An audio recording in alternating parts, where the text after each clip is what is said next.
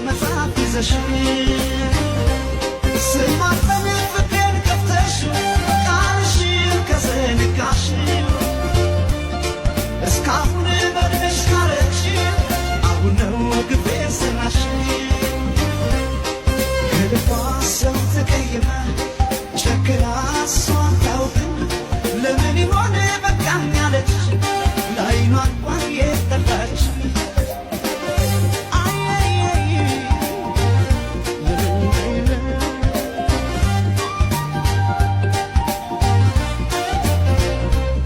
እንደገና